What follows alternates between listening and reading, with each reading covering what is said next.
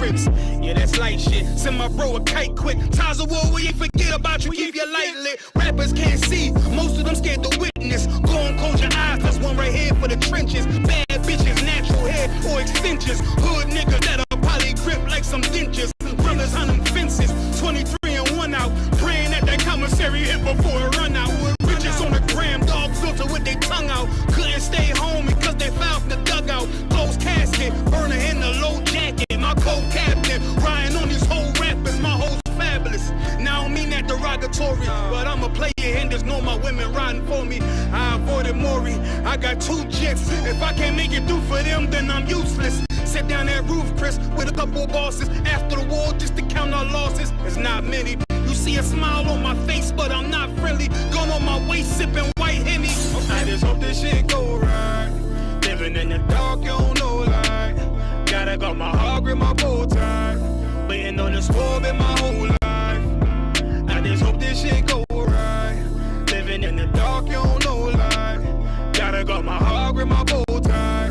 Living in this war in my whole life, my whole life. It's so melodic. When I be dropping this ebonics, this ghetto phonics, they got me on the level supersonic. My bomb atomic, and you know where you can find me. Somewhere probably folding this paper origami. My name is pure as the Sonny. My wave is like a tsunami. I went from 0 to 100, feeling like Ricky Bobby. I made a deal with the Reaper. Got a couple wives, they some keepers. Talk a lot of shit, but you can't walk a mile in my sneakers. Bitches go to Miami, come home with change features. Now she got a BBL, her ass fatter. Trying to show up all them niggas that laughed at her. Now when they see her, they only wanna fuck her. They just wanna touch her, they don't wanna cuff her. They just wanna come and kick it with her like a punter. Turned her to a runner, now it's all aboard the train. Fenty on her face, but it's not concealing the pain, it's a shame. So I'm in the hood like some rap snacks. I know niggas kill you and your mama for a scat pack. Dark tint, matte black, they do it for half that. Had you like 90s Missy in a fucking trash bag. I'm from Philly, we don't do bank accounts, just cash app. I spit a verse and I just watch the time slow. This that guy flow, this that shit that rappers die for. This that uncut Tahoe Wall straight from Pablo Escobar. I be at the bar like Moscato. They think it's effort, but no, this that block work. Make the countermeasures, take pleasures, making an op hurt. Light is in the sky, cause every verse is a concert. My mind work at speed y'all can't fathom. Listen to the words of a champion. You can't, the streets need another anthem. I just hope this shit go right. Living in the dark, you don't know like. Gotta got my heart in my bow tie. Waiting on the score in my whole life. I just hope this shit go right. Living in the dark, you don't know like. Gotta got my heart in my bow tie. Living in the score in my whole life, my whole life.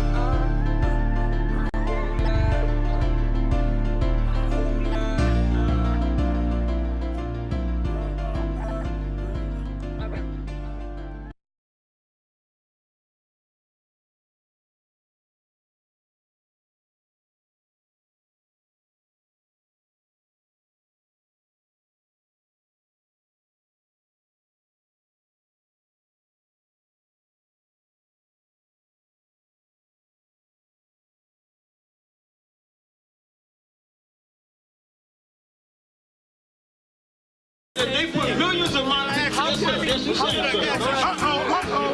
Should a murderer go to jail for murdering? Absolutely. Should a thief go to jail when he steals? Absolutely. Should a robber pay back the money he robbed? Absolutely. So why shouldn't the white man pay for what he did? That's right. That's right. One day you'll see just how it feels. Payback is a dog. It's a dog.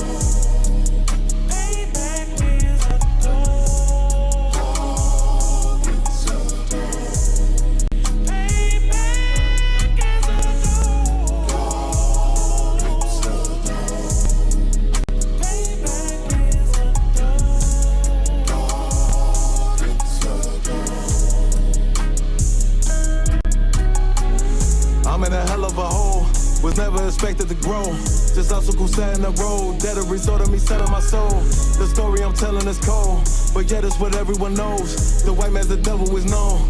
America was never our home. Only a place of captivity, save facility, hating, disfigure me. They claim that I'm lazy, be killing me. Maybe this slavery draining my energy. 400 years and counting. The trail of my tears is countless. Main fact of them here is astounding, but I can't wait till this shit is surrounded. Ready to tangle my king and the angels, be ready to rap. Cracking the sky. Nuclear missiles will make it official. I'm capturing every cracker surviving. Put them all in chains where they need to be. Slavery for me. And let the whole world see that with them in the cage and safer in the streets. Put the dog on a leash. Get resolved for the beast. 144, get the ruler show, we could all be at peace. As soon as the trumpets are sound, your kingdom we busting it down. The only way justice is found, the time for your judgment is now. Do you see just how it feels? Payback is a dog. It's a dog. Payback is a dog. It's a dog. Payback is a dog. It's a dog. Payback is a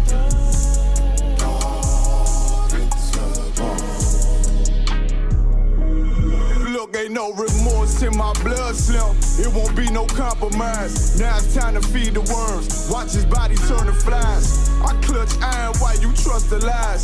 The next Glock I buy gon' be Gen 5. I get it customized. And sending shots off like farewell. Praying payback come back around like a carousel. Still remember your Honda's words ringing in my head like bells. Said you in this body, you fit a Lord. Fuck the cartel. Triangle choke, apply pressure to the game like I did Von Dale. Payback's a bitch in a dress. She a bombshell. Revenge is dish served cold. I just hope they making oxtail. Glock fresh out the box. I swear it got that new car smell. Made myself a target in a world of mad shooters. Devils design fire for our babies to pass through it. And the day of our king's reign, I'll be overzealous. They bought my jealous. I bought brand new parabellums. Just how it feels. Payback is a dog. It's a dog. Payback is a dog. It's a dog. Payback is a dog. It's a dog. Payback is a dog. It's a dog.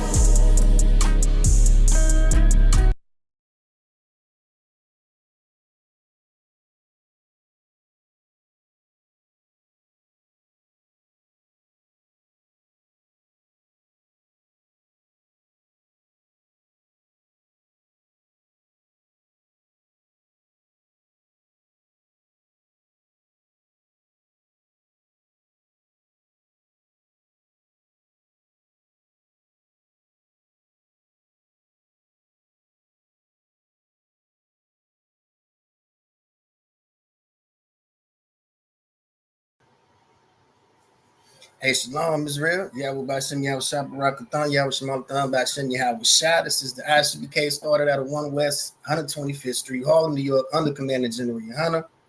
We teach the so-called Black, Hispanic, and North American Indians are the chosen people of God, and our oppressor, our open enemy is the devil that the Bible speaks of. Tuned in with Precinct Officer of 1000, Howard ISUPK, Kentucky, Maine, under Commander General Yohana. And tonight is our Salakia.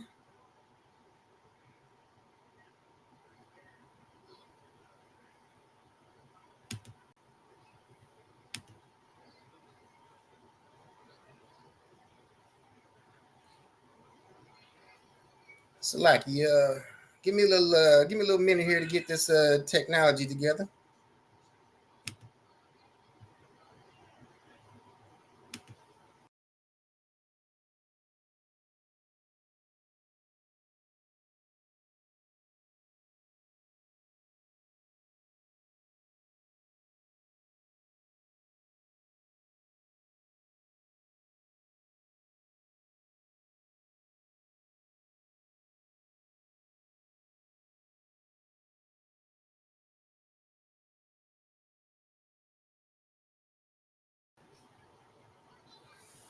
All right, Salaki, my bad, y'all. I don't know what that was, man. But tonight, ISUPK, Kentucky, Monday night history class. We finna get into it. We finna drop some bars for y'all. We finna give y'all some drop you can't get nowhere else besides the ISUPK and the Commander General Yohana. But before we get off into it, I want to invite every so-called Black, Hispanic, or North American Indian to tune in to our weekly content. Of course, Monday night you got the history class. Tuesday night brotherhood class taught by Office of 1,000. I'm a Wonga boy. And Wednesday night is the podcast, the baddest podcast around, Cry Out, Spare Not podcast, hosted by officers of 1,000. I'm a Wonga boy and ISUPK. And come to hear these powerful priests of the Lord and the UPK under Commander General Yohana break down all the viral videos running across the internet. All right, break down your entire timeline. All right, come and get the biblical solution to all of the viral videos running across the internet right now. But again, Monday night history class, Tuesday night brotherhood class, Wednesday night is a podcast. Now tonight, again, like I said, Monday night history class, Officer of 1,000, ISUPK, Kentucky under Commander General Yohana. We finna get into the topic tonight. Now I know we just had Juneteenth. And it's a lot of misconceptions about this holiday, man. It's a lot of misconceptions about Juneteenth. So you finna get it from somebody that was born and raised in Texas, and I'm finna give y'all the truth about South to Freedom, the Civil War, and Juneteenth. Now, what do I mean when I say South to Freedom? Well, we always hear about the Underground Railroad with our good sister Harriet Tubman. All right, shout out Harriet Tubman, and how she was taking slaves from Delaware into Pennsylvania. All right, but that's the only side of the story that we ever hear in our educational system. All right, we only hear about our good sister Harriet Tubman and how she was taking slaves from Delaware and taking them across into Pennsylvania. But we never hear about slaves that were escaping out of the old colonies into the new southern states and into places like Texas and Mexico when slavery didn't exist until a certain point. So again, tonight we finna get into South to Freedom. We finna talk about the end of the Civil War, and we finna get into the truth about Juneteenth. All right, let's walk. Again, this is drop you can't get nowhere else besides the ISUPK and the Commander General Yohana. If it's not One West, if it's not UPK, if it's not under Commander General Yohana, you're just not in the truth. And that's all it is to it. You're just not in the truth. All right, most researchers agree that the taking of Southeastern Indians as slaves was a tradition of significant geographic range.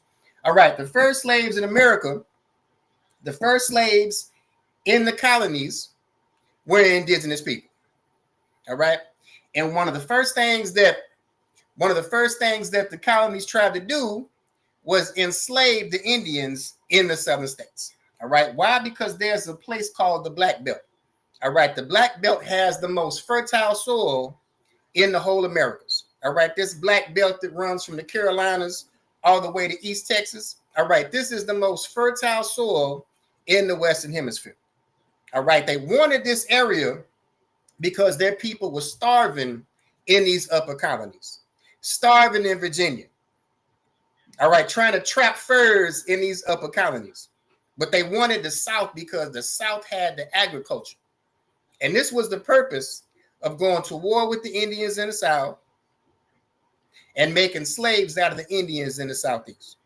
All right, it says, while early Southeastern slave-taking tradition was an occasional practice whose purpose was to augment the ranks of diminished local populations or to attain war captives, however, the slave-taking in the 3 decades leading to the Yamasee War became a profit-driven commercial venture.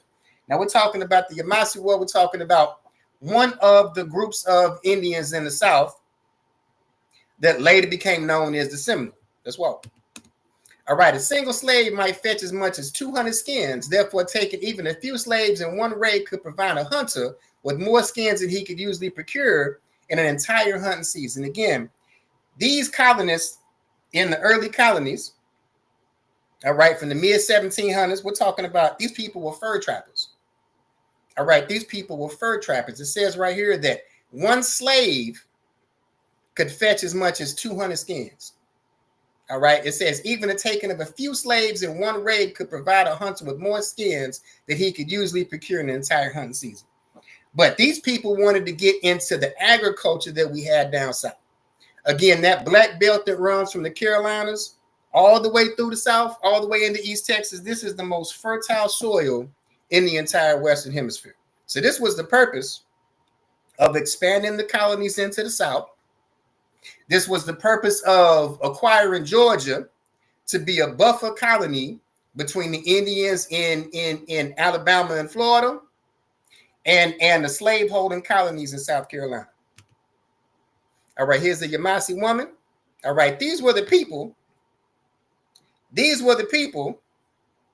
that the colonists were trying to make slaves out of. All right, the source here says the Yamasee Indians were black. All right, were known afterwards as the fiercest of the Indian tribes in the South. And again, the Yamasee is one of the groups that became known as the Seminole. And the Seminole is going to be important when we're talking about this holiday we call Juneteenth. It says whenever a Seminole appeared darker than his fellows, it was said that his Yamasee ancestry was showing. Again, the Yamasee Indians were black. All right, 17th century, the Uchi Indians lived near Alabama, Georgia, and South Carolina, near the Muskogee Indians. Now, when we're talking about the Muskogee, we're talking about people that we know as the Creek. All right, people that we know as the Creek prior to the Creek Civil War. All right, prior to the Creek Civil War. All right, the Stono Rebellion was a slave revolt that began 9th of September, 1739 in the colony of South Carolina. It was the largest slave revolt in the colonial area. All right, it was the largest slave rebellion in colonial history. All right, we're talking about a slave rebellion that kicked off in South Carolina. All right, and these people ended up joining a group of Indians that were known as the Stono Indians at this time. So we're talking about escaped slaves and Indians that ran together, all right, ran through these plantations in South Carolina and started the biggest slave revolt in colonial history. Now, since we're talking about the Carolinas, man, I want to real quick shout out ISUPK. All right, the Carolina Coke Classic Cookout. All right, it's going to be 4th of July weekend. All right, Fayetteville, North Carolina, the ISUPK will be in the building. All right, hide the women, hide the liquor. The ISUPK will be taking over Fayetteville, North Carolina, 4th of July weekend. All right, let's walk. All right, the battle they strategized to lead is called the Stono Rebellion, which launched the Gullah Wars. All right, by the mid-1700s, former slaves and the remnants of the most resistant tribes, the Creek, Yamasee, Stono, Uchi, and the Miccosukee Indians became known as the Seminoles. All right, there is no such thing as one group of people being called the Seminoles. All right, it was groups of people that were fighting against the 13 colonies. It was groups of people that were fighting against the expansion of these slave owners in the old 13 colonies up on the Northeast, all right, in the upper and lower colonies. So we have escaped slaves, along with the Creek Indians that lost the Creek Civil War.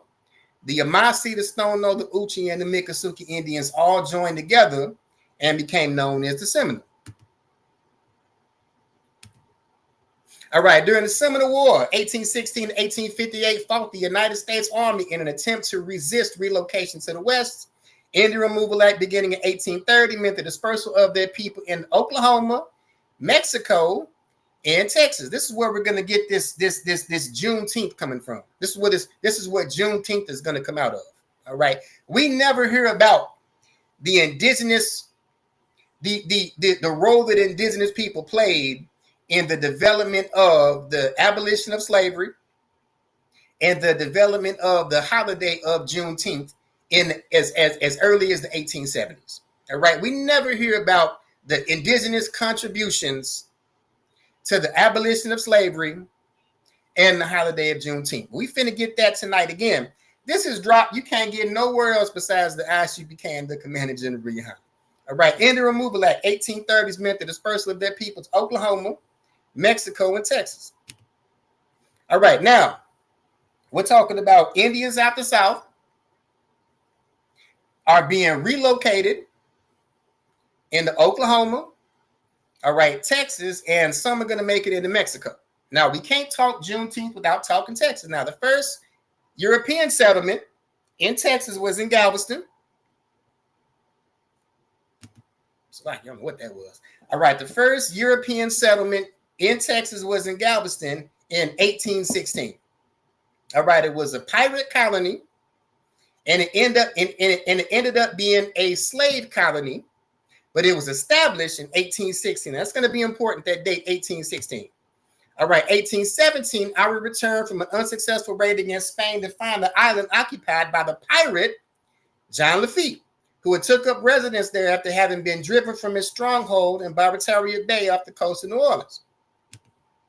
All right, Lafitte organized the island settlement into a pirate kingdom he called Campeche, appointing himself the head of the government. Lafitte remained at Campeche until 1821, when he and his raiders were given an ultimatum by the United States Navy: leave or be destroyed. So by this time, the U.S. had their eyes on Texas. All right, at this time, greedy white men from the United States had their greedy eyes on Texas at this point. But again, the first settlement, the first European settlement in Texas was in Galveston in 1816. Now that's important because I read it says Lafitte burnt the settlement to the ground and sailed under cover of night for parts unknown. All right, according to a tradition, he ended up in Haiti. But again, the point is that the first European settlement in Texas was in Galveston in 1816. All right, they got the boot by the U.S. Navy in 1821 because, again, the U.S. had their greedy eyes on Texas at this time. Now, the point of bringing up the date of 1816 is because there was an act prohibiting the importation of slaves in 1807. All right. 1807, the transatlantic slave trade was shut down. It took effect January 1st, 1808, the earliest day permitted by the U.S. Constitution. All right. The transatlantic slave trade was abolished in 1807, took effect January 1st, 1808. Well, if the first European colony in Texas wasn't until 1816, that means that slaves were not coming from West Africa to Texas like this. All right. I know that the history books like to tell us that this is the only way slaves came to the South, but this is not true. All right. The first European settlement in Texas was in Galveston, 1816, but the transatlantic slave trade was abolished in 1807. All right. Meaning slaves never made it to Texas like this. All right. Slaves never went from West Africa to Texas like this. So how did slavery end up in Texas? Well, one of two ways. First of all, we're talking about what's called the domestic slave trade.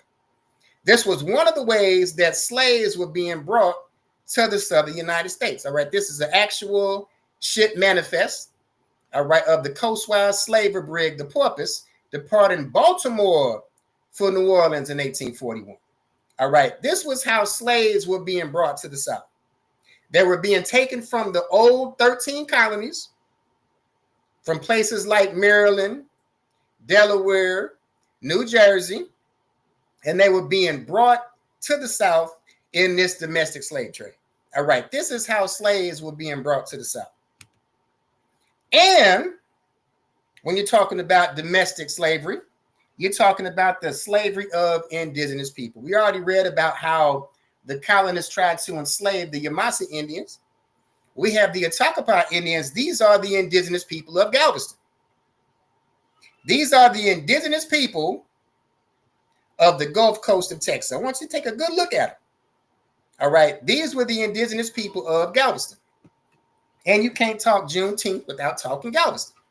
So slaves were being brought into Texas one of two ways: from indigenous slavery, like the Atacapa Indians, and slaves that were being taken out of the old colonies, slaves that were being taken out of Delaware, New Jersey, Maryland, and being brought into the South. Now, not just the image of the indigenous people in the Gulf Coast, but we also have a written description that says the savages who were of the coastal clan of interior tribes, they were dark-skinned with short, coarse black hair. And they're still here today. All right, Chief Michael Amos, the Takapat Tribe of America. All right, the indigenous people of Galveston, the indigenous people of the Gulf Coast are still here today.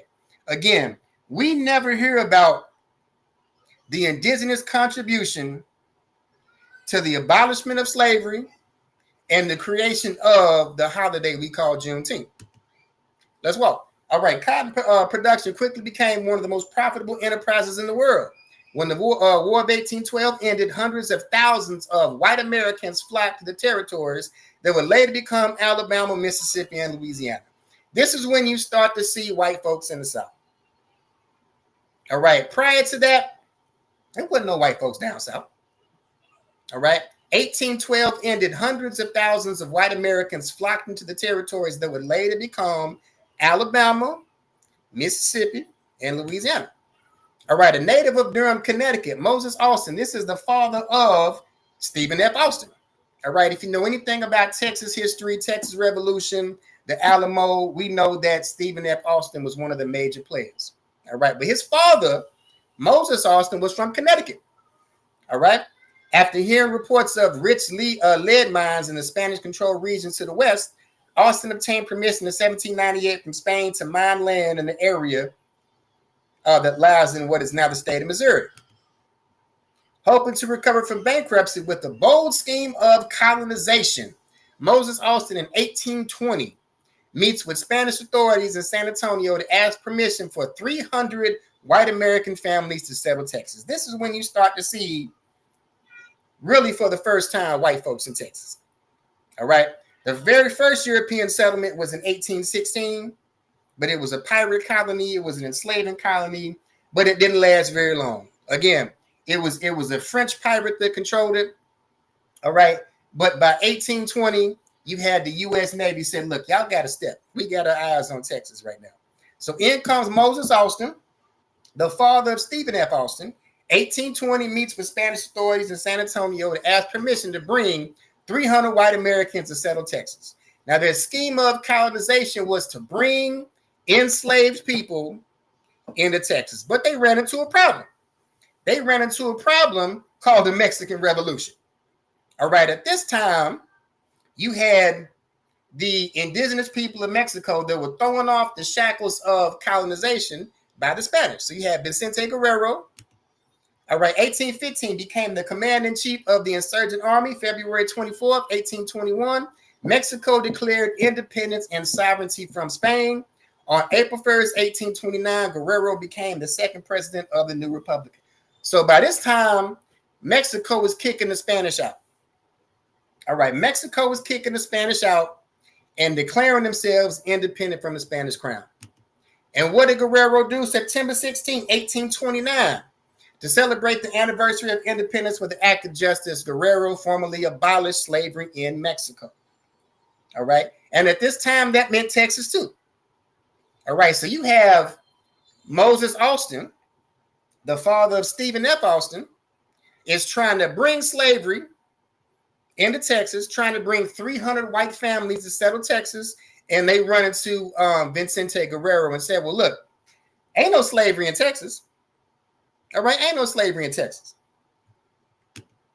All right, slaveholders knew that enslaved people were escaping into Mexico, and the U.S. tried to get Mexico to sign a fugitive slave treaty, but Mexico refused to sign such a treaty, insisting that all enslaved people were free when they set foot on Mexican soil. So you have enslaved people that are escaping slavery in the United States and escaping into the area of Texas that was still Mexico at this time. All right, despite this, some U.S. owners of enslaved people still hired slave catchers to illegally kidnap escapees in Mexico. The plan was to start a free colony in Mexico's Texas. All right, the plan was to start a free colony in Mexico's Texas. Again, when these 300 white families were trying to bring enslaved people into Texas, they ran into Vicente Guerrero and said, look, slavery don't exist here. All right, slavery don't exist here. It says the plan was to start a free colony in Mexico's Texas. This is where enslaved people were going. This is south to freedom. All right, people were escaping slavery and running to Texas because Texas at this time was the land of freedom. All right, 1830, Mexico banned the introduction of enslaved people into Texas. Here's your source. All right, in the 4 decades before the Civil War, an estimated several thousand enslaved people escaped from the United States into Mexico. All right, it says here, Texas was the last frontier of chattel slavery in the U.S. Again, because I said Texas at this time was known as the land of freedom.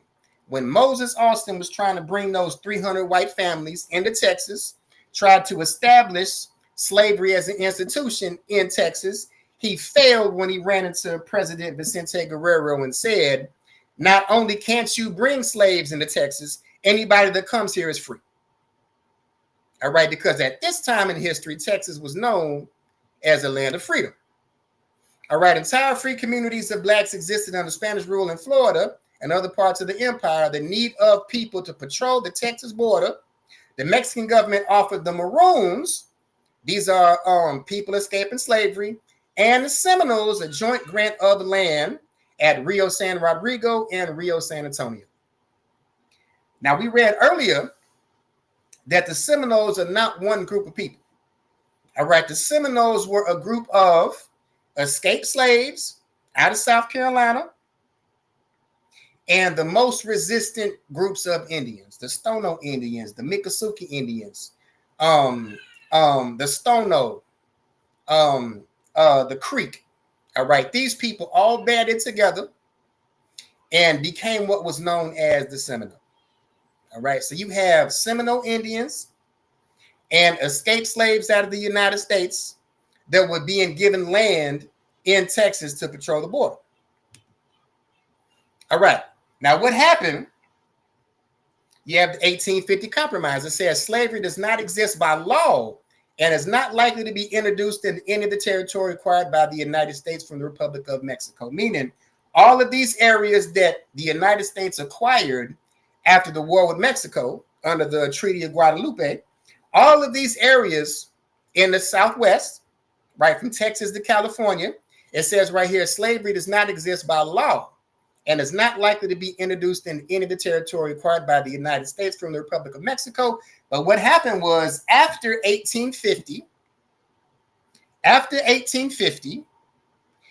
the new borders are formed between Texas and Mexico, all right, you have slavery being brought into Texas legally as an institution.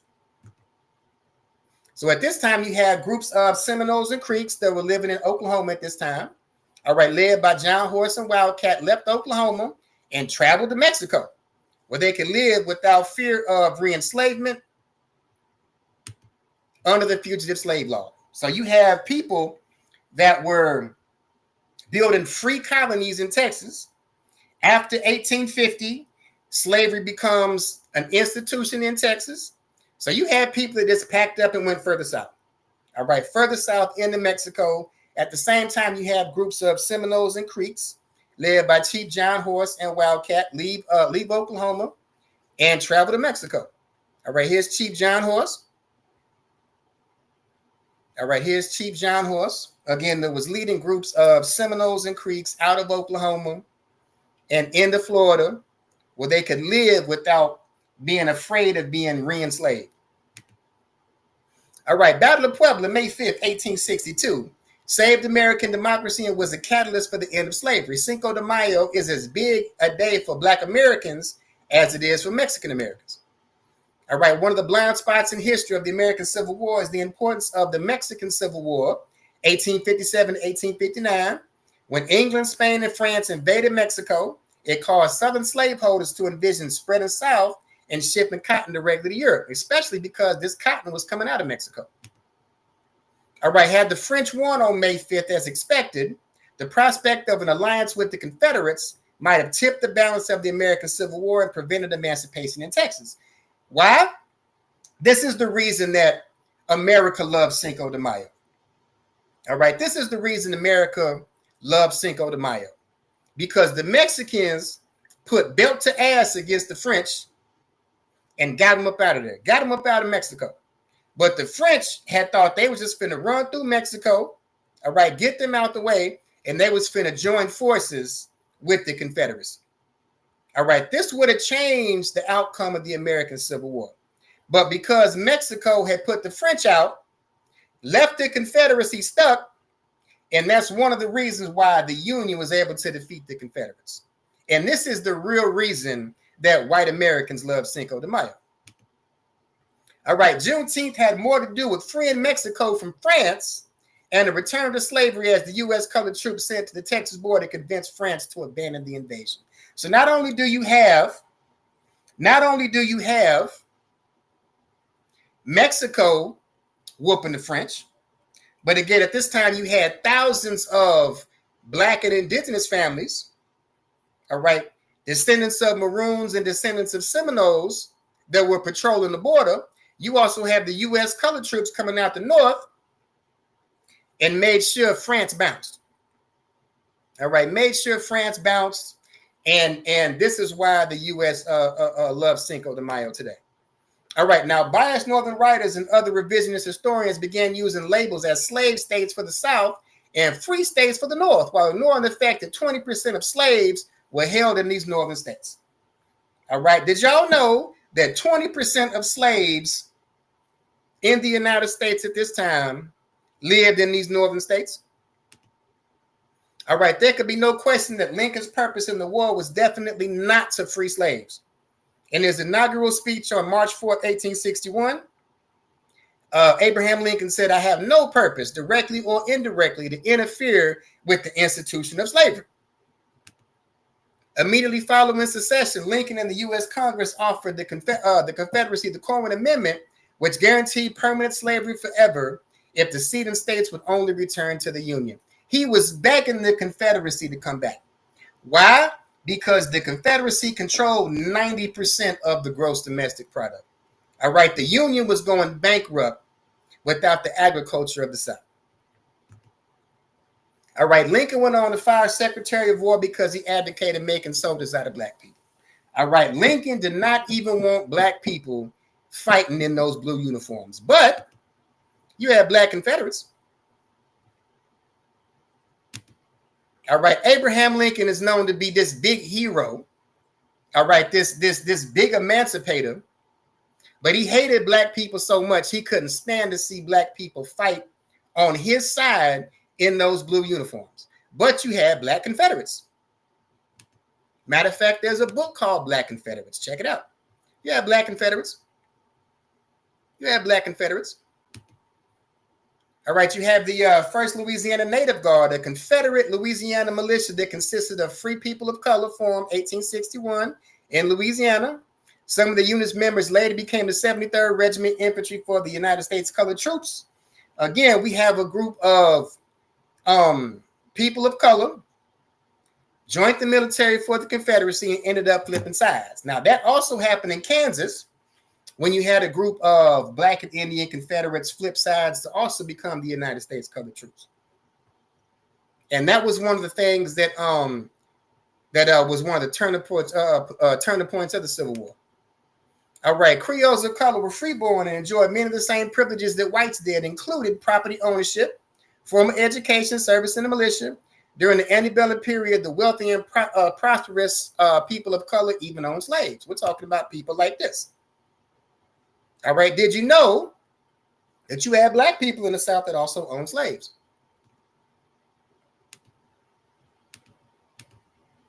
All right, now here was a quote from Abraham Lincoln. It says, "My paramount object in this struggle is to save the Union, and it is not to save or destroy slavery." All right, my paramount object in this struggle is to save the Union. It is not to save or destroy slavery. He went on to say that if he could only save the Union by keeping slavery, he would do so. All right, this war was not about freeing slaves. All right, This was to save the Union because the South had the Black Belt. Again, the Black Belt is that soil that runs from South Carolina into East Texas. All right, this is the most fertile soil in the Western Hemisphere. And because of that, the Confederacy produced 90% of the gross domestic product. This is why Lincoln was begging them to come back. But what happened, like I said, you had Black and indigenous soldiers in the Louisiana Color Guard that flipped sides and joined the Union. Well, another group in Kansas, after what was called the Battle of Blood on Ice, they flipped sides and joined the Union too.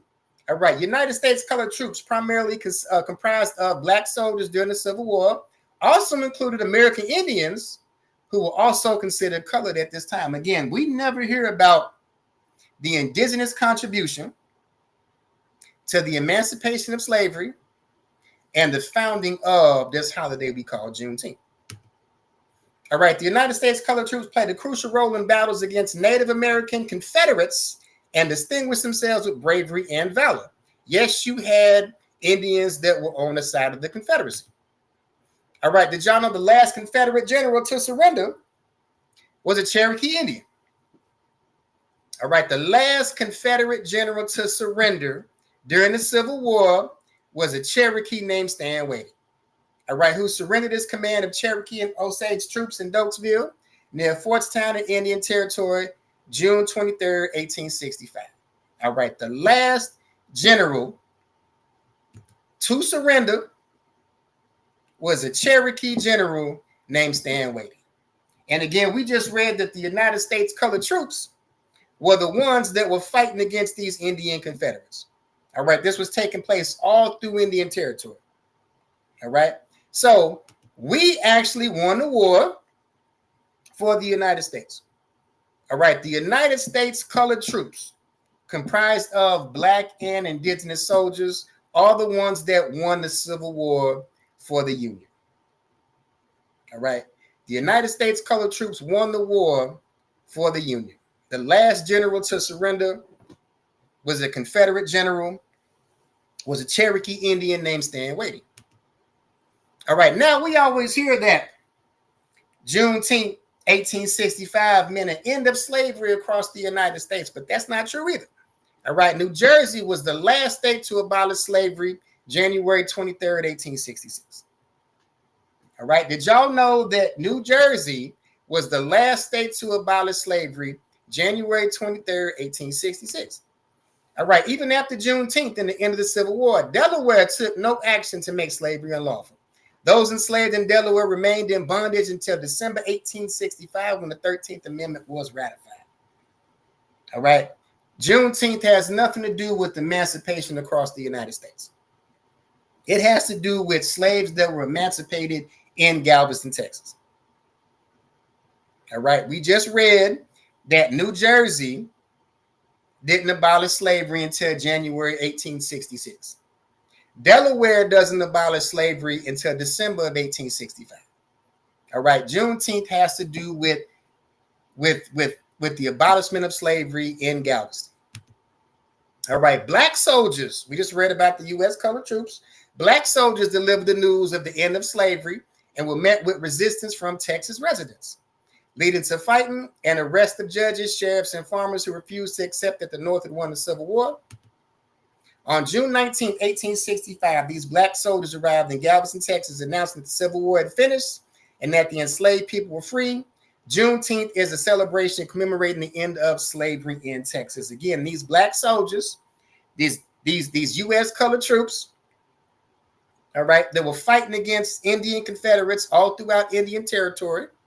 We just read that the last Confederate general to surrender was a Cherokee Confederate general named Stan Wadey. And now we have these Black soldiers marching through Texas, and June 19th, 1865 marks the end of slavery in Texas. All right, now, Seminoles gained their freedom before 1865 by fighting and escaping from Florida and Oklahoma into Mexico in the 1850s when slavery had been abolished. However, Juneteenth is celebrated in solidarity with the Black American community, and also as a symbolic remembrance of their own achievement of freedom. The celebration takes place in Brackettville, Texas, where I have family that comes from. But perhaps the largest one is held in El Nacimiento, Mexico, where some of the descendants still reside under the name Muskogo. Now, Muskogo is the word that's used in Mexico for these Seminoles in these creeks that left out of Oklahoma and settled in Mexico in 1852. All right, the name Muskogo, all right, comes from the word Muskogee. All right, discovering Juneteenth in Mexico. Juneteenth has been observed in Texas for 158 years, but its roots are just as deep in a small village in Mexico. All right, Juneteenth is celebrated in Mexico. All right, Seminole Days is an annual celebration held in Brackettville, Texas by the Seminole Indian Scout Cemetery Association. All right, this is Juneteenth in Brackettville, Texas. Again, I have family that come out of Brackettville. All right, Seminole Days is celebrated on June 19th, all right, in Brackettville, Texas. All right, over 100 miles from the Texas-Mexico border, a small mountain town in Mexico is preparing for their annual Juneteenth celebrations. Again, Juneteenth is celebrated in Mexico. All right, El Nacimiento is home to a community of Black indigenous families that trace their roots back to the United States. Known as the Muskogos, the group are descendants of Seminoles who found a home in Mexico after fleeing the threat of slave catchers in the U.S. We read about it earlier, where these Seminoles and Creeks were leaving out of Oklahoma under Chief John Horse, left Oklahoma, went through Texas, and ended up in Mexico in 1852. All right, in the 1800s, Seminoles were forced to relocate from places like Alabama, Georgia, and Florida to areas designed in Indian Territory in Oklahoma. During that time, Seminole Chief John Horse led a group of people into Mexico where slavery had been outlawed. Now, I said we were going to talk about South to Freedom. All right, the Southern Underground Railroad was the General Congress of the Mexican states, completely outlawed slavery in 1829. Enslaved people had a viable route to freedom by going south. By 1849, Black Americans began to make the journey into Mexico. So not only do you have Seminoles and other indigenous people leaving to go into Mexico, you also have Maroons and people escaping slavery that also left and went into Mexico. All right, experts estimate that up to 10,000 people crossed the border into Mexico to secure their freedom and escape slavery, creating what is known as the Southern Underground Railroad. All right, contrary to the Union's agreement to return runaway slaves under the Fugitive Slave Act of 1850, Mexican law provided freedom for escaped slaves once they touched Mexican soil. Many of those escaped enslaved people alongside indigenous groups helped to defend the northern Mexican border in exchange for acreages of land. So we have Black, indigenous, and Hispanic people all coming together in Mexico.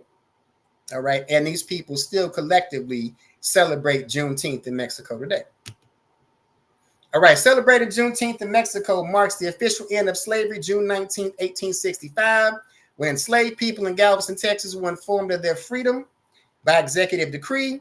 Seminoles traveled back and forth between Mexico and Brackettville, Texas, and Juneteenth celebrations spread to Mexico as early as the 1870s. See, listen, I grew up in Texas, so I've been celebrating Juneteenth. All right, I've been celebrating Juneteenth.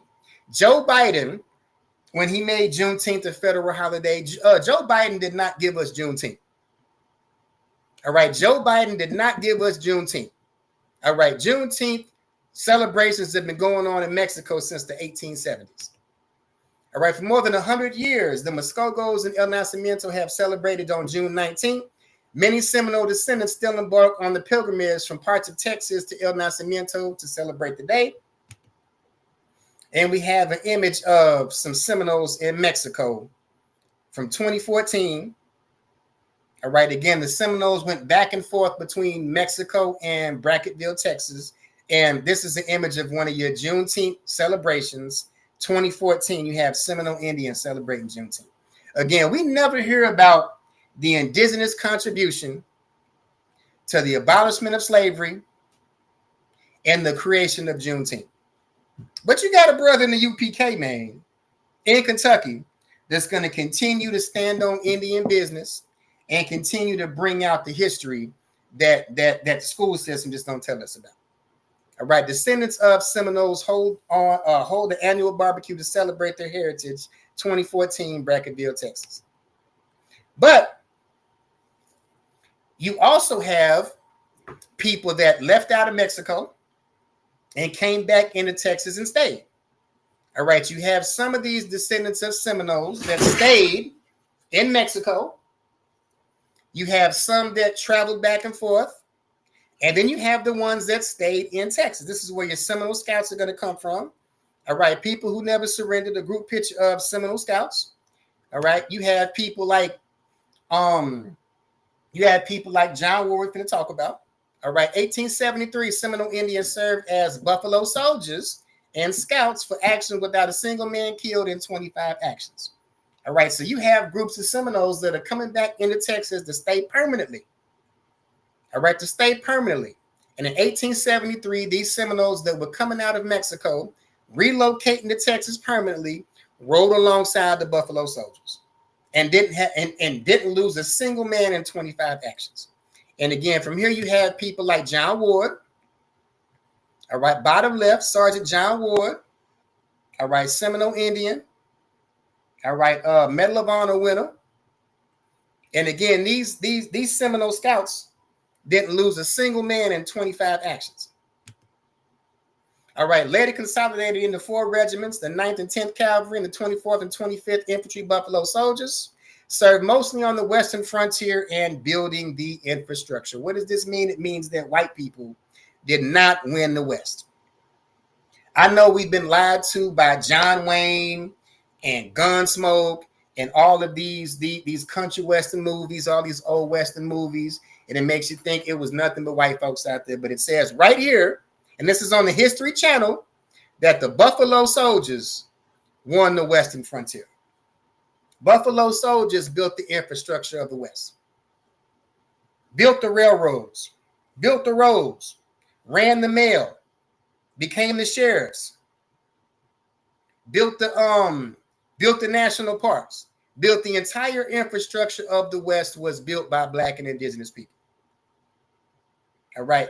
We are the culture of the American South and the American Southwest. And this is where that cowboy culture comes from. This is where this cowboy culture comes from, because the cowboys was the Indians. All right. The cowboys was the Indians. This is where this cowboy culture comes from. All right. And again, I want to shout out the Carolinas, the brother 803 Fresh out of South Carolina. And for this last, what year and a half, 2 years, had everybody with boots on the ground. All right. Had the whole world going crazy and had the whole world with their fans out and they goddamn boots on the ground. All right. This was the culture. This was the culture of the American South that went into Oklahoma, went into Texas, went into Mexico, came back after the Civil War.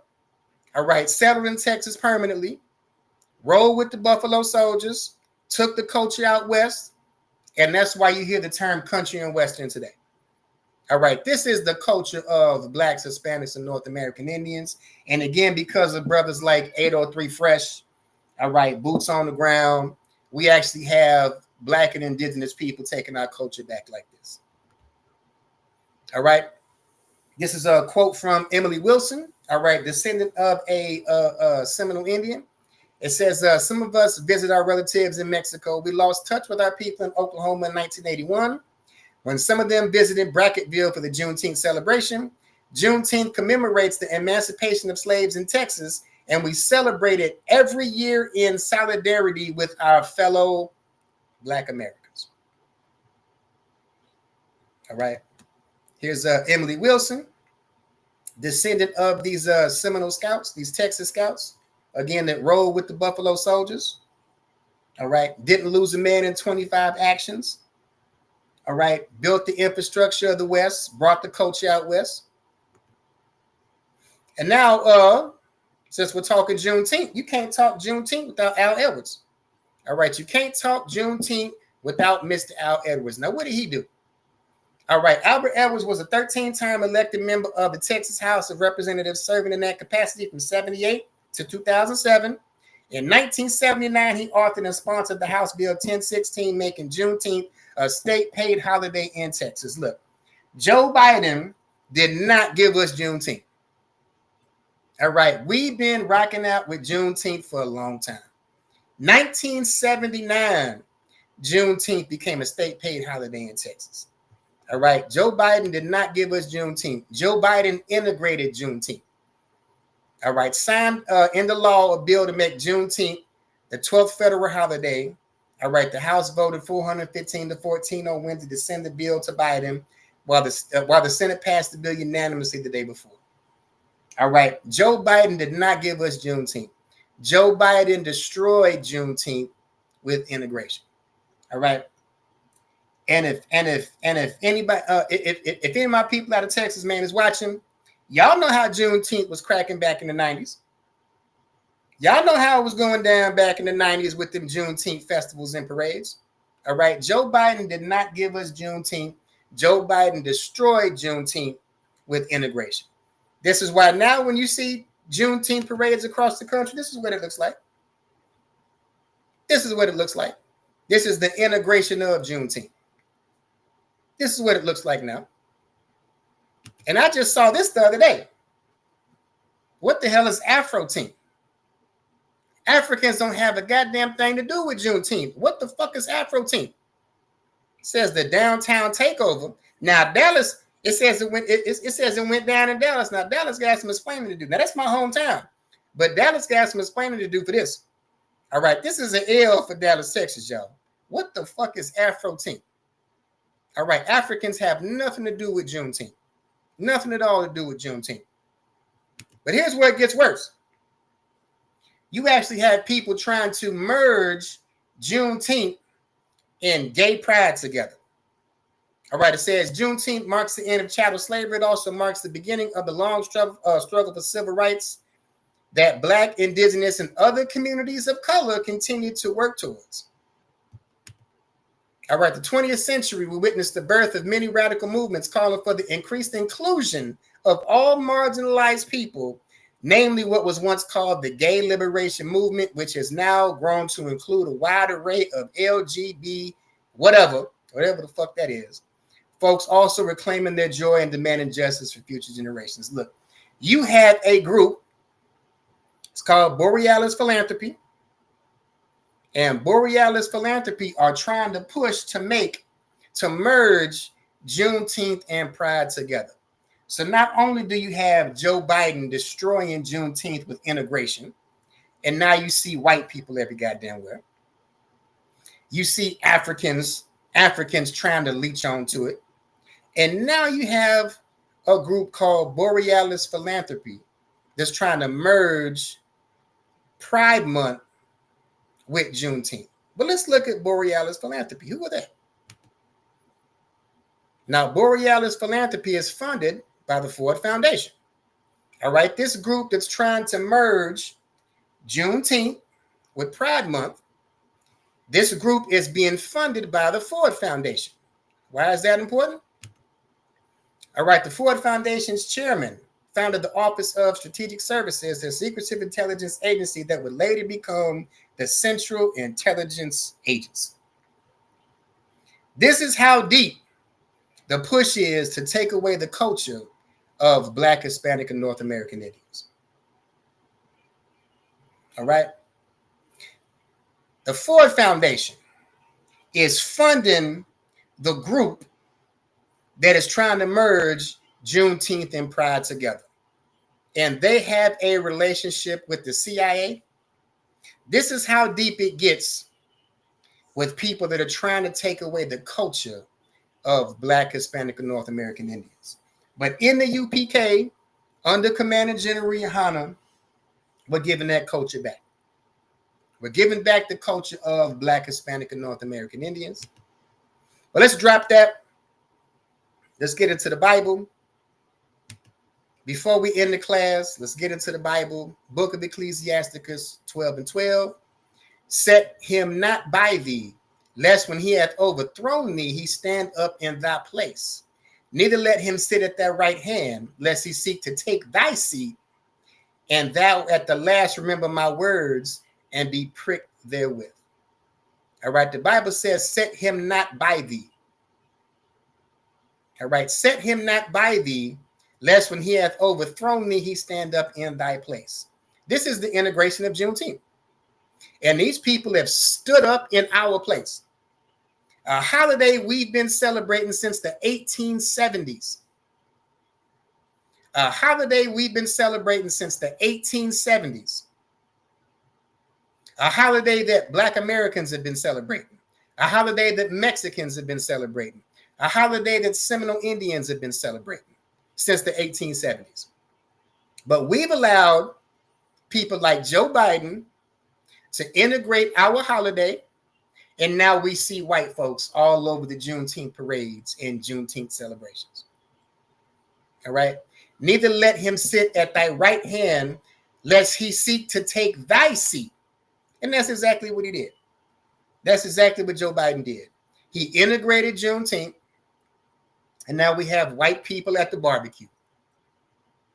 Now we have Africans talking about some damn Afro-teenth and some foo-foo in a goosey soup. Some funky African booty scratcher talking about some damn Afro-teenth. And we just read how the CIA funded Borealis Philanthropy is trying to merge Pride and Juneteenth together. All right, the Bible says, at the last, remember my words and be pricked therewith. We need to start gatekeeping what's ours. All right, white people are not allowed to the barbecue. Africans are not allowed to the barbecue. All right. So with that, I want to appreciate y'all, man, for hanging out with me for a minute, man, soaking this game up. All right, getting this history like you can't get it nowhere else. All right, getting this history you can't get nowhere else besides the ISUPK and the Commander General Hunter. All right, with that, we'll do one courtesy salute. Shalom. Yahweh Ba'Shem Yahweh Shah Barakatham Yahweh Shemar Thumb Ba'Shem Yahweh Shah. All right, again, be sure to keep in tune with me, man. Every Monday, all right, history class. Every Tuesday, Brotherhood class, 7 p.m. to 9 p.m. And Wednesday night, the podcast. All right, with that, Shalom Israel, and class is dismissed.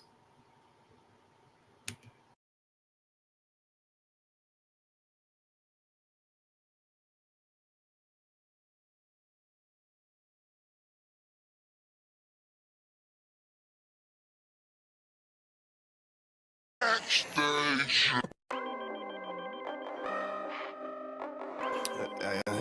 the table. I ain't finna tell y'all how I got away with this shit. If I'm more right, that's good business. She look good, but hang with dumb bitches. Tell her I'm way too fly for one sister. And then she leave a priest, I won't miss her. Won't put a ring around it. Oh, no. Bitches for the street like basketball goals. I always knew she let that lane hit her. Won't get a cent from me, I ain't simple. Bitch, now I ain't gonna work it out. I ain't regular out. No, I ain't gonna work it out. I ain't regular out. You civilian out. Nah, failure out. I ain't gonna work it out. Cause I ain't regular out. I ain't regular out. You's a regular out. Took that bitch back. And she done fed you out. Look how you living out. You look scary out. Can't fuck that bitch right. Cause she be getting nailed out. You won't forgive her, ain't it? You wanna love her, don't you? Just know that love ain't for you. It's for the world, homie. I got some real homies. We don't pretend, homie. ISUPK, 1 West, we kicking field goals. Let that bitch lead, ho. She got them D's, though. With a little steak and ass pussy, she be going beast mode. She HIV, ho. You dirty ass skeet, ho. Don't get that shit up out your chest, bitch. Say what you gonna do now, what you gonna say now, what you gonna do to me. It is UPK, I'm shot too deep, it's better Google me. I put these girls all in my training camp like I relieve. I say what I do and I do what I say, bitch, what the fuck you mean? If I'm more right, that's good business. She look good but hang with dumb bitches. Tell her I'm way too fly for one sister. And then she leave a priest,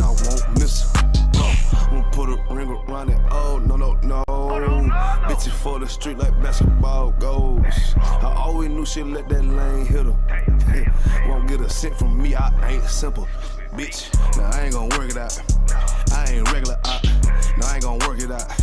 I ain't regular out. You civilian out. Nah, failure out. I ain't gon' work it out. Cause I ain't regular out. I get paper, bro. Got my standards up. You a munchkin out. Catching these out. Take my favorite out. I'm a player out. These niggas top block. Take your lead out. You shouldn't be worried about these broke ass bitches. And don't compare yourself to simp ass niggas. Had to shine a lot of these desperate ass women. Cause they be tripping hard, acting like they different. But a bit be basic, bit be horn and bit be naked. Drinking, faking, stankin', the shame is dirty. My bit be vaping. I don't get too fucks about you. I wouldn't have put no baby in you. Bit be saying they got that paper, look, that let me itch. Done caught the penalty and my energy got me feeling me. Ice hitting on them, these diamond teeth that's into me. And I'm getting right and I'm stacking up and I'm getting to it. And these niggas hate but they can't touch cause I'm bulletproof. If I'm more right, that's good business. She look good but hang with dumb bitches. Tell her I'm way too fly for one sister. And if she leave the piece, I won't miss her. I'ma put a ring around it. Oh, no. Bitches for the street like basketball goals. I always knew she'd let that lane hit her. Won't get a cent from me, I ain't simple. Bitch, nah, I ain't gon' work it out. I ain't regular out. No, I ain't gon' work it out. I ain't regular out. You civilian out.